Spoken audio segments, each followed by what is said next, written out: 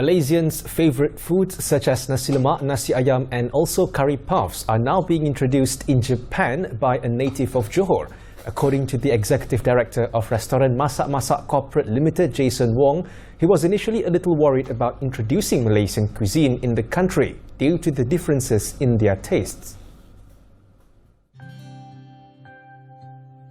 Well, at first, actually, I did have a little bit worry about the current, the situation. As to be honest, like there's actually very few numbers of Malaysian restaurant even in Tokyo.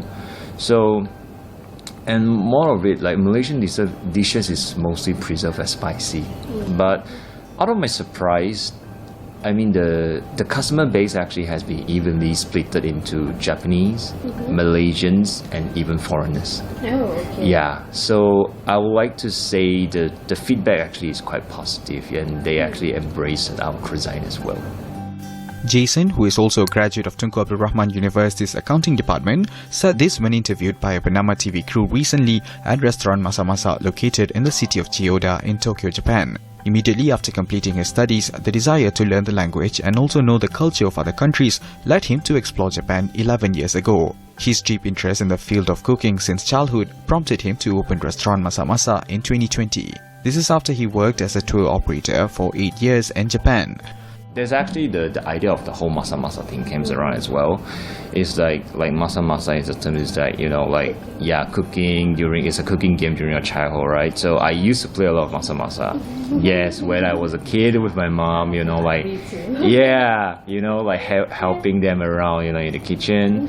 And in the period of time that I love to cook and I love to invite a lot of friends came into our house during gathering. And the positive feedbacks from colleagues from other countries also fueled his enthusiasm to introduce Malaysian cuisine in Japan. Taking inspiration from his mother's recipes, he and his wife are determined to offer customers authentic Malaysian cuisine using regional ingredients imported from Malaysia. Initially, it was challenging for Masak to operate as it opened at the height of COVID-19 pandemic, and there were times when Jason did not receive customers at all. However, through the use of e-commerce platforms and subsidies from the Japanese government, Masak was able to develop successfully. In addition, his restaurant also allowed him to meet many Japanese citizens who have a deep interest in the Malaysian culture and language.